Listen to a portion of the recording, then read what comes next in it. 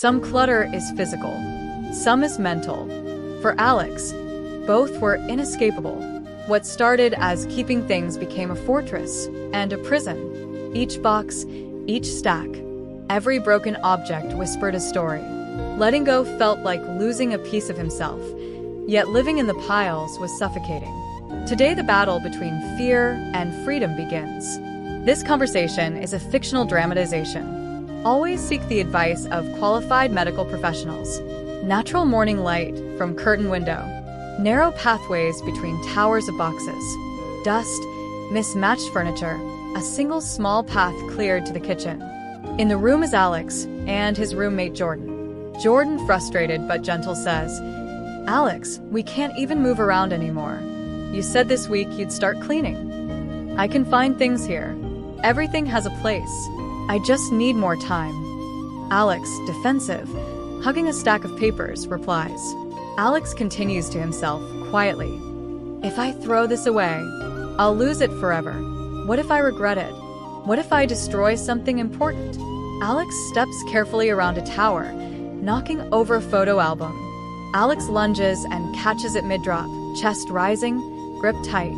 Jordan, softening, says, "Look, it's dangerous. You could get hurt."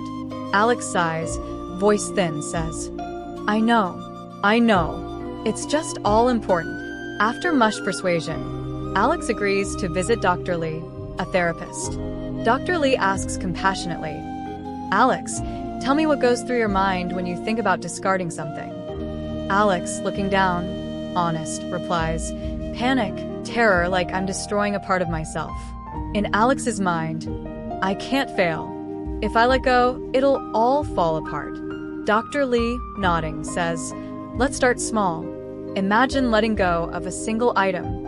Just observe your thoughts and emotions, no judgment." Alex takes a breath. He reaches for an old notebook sitting on the coffee table between them, fingers trembling. Maybe I can try with one thing," Alex says, hesitant. He continues, "The memories are inside this. If it goes, I'll lose them. But I'm tired." Dr. Lee then says, "Describe the memory. Where do you feel the anxiety in your body?" Alex talks short, halting sentences, fidgeting hands, jaw tightening. Dr. Lee offers grounding cues, a slow breathing count. Back home, kitchen table cleared just enough for 2 cups of tea. Alex's father sits across, worried. His father says, concerned, "Alex, we're worried about you. This isn't healthy." Alex, clutching papers to his chest, replies, "It's all useful. I can't just throw it out. They'll think I'm careless. I can't disappoint them." His father says, "We just want you safe. We can help, but you have to let us in." Alex replies, his voice shaky, I'll try, but it's so hard." Alex's workplace, a small office, cluttered desk juxtaposed with overflowing boxes in his office corner. Alex, "I can't find her files. Projects are delayed." His boss asks, concerned. Alex replies apologetically, I thought I had everything. I just need more time. If I reorganize, I'll lose something critical. I can't fail," he says in his mind. His boss then says, "Let's prioritize tasks together. Maybe we can make a plan." Alex nods. "Okay, I'll try." Back in Dr. Lee's office, afternoon light. A tray of low-stakes items, magazines, old coupons, a VHS tape sits ready. Dr. Lee says, "Today, we'll select one low-stakes item to discard or donate. Remember the goal. Observe the fear, practice tolerating it." Alex, reaching, says, "This is the magazine. It's silly to keep." Alex continues, "Silly, but part of me says it's precious." Dr. Lee says, "Notice your anxiety. Breathe.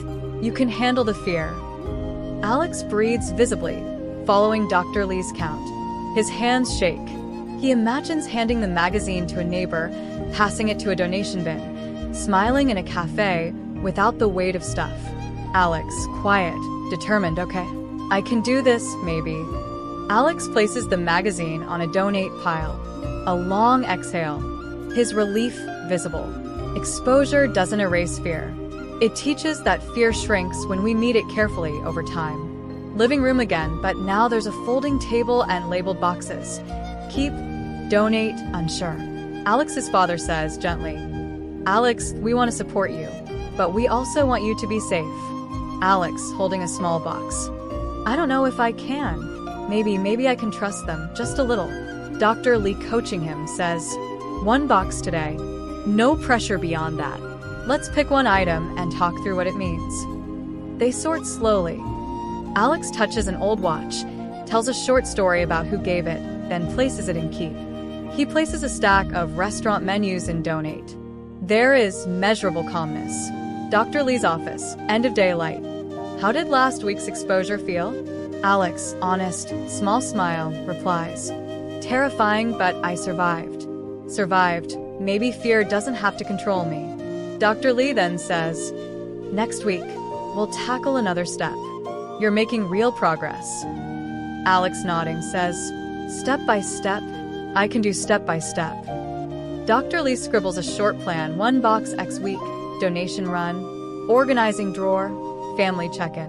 Alex takes the sheet and folds it into his wallet. Recovery isn't a single moment. It's a series of small, brave choices, sometimes undone, sometimes repeated, moving toward a life where objects support living, not replace it. Hoarding disorder is more than clutter. It's about meaning, fear, and the way objects can stand in for safety. Effective help usually includes stepwise exposure, supportive family involvement, and working with a mental health professional. If this resonated, please consider sharing, subscribing, or reaching out to us.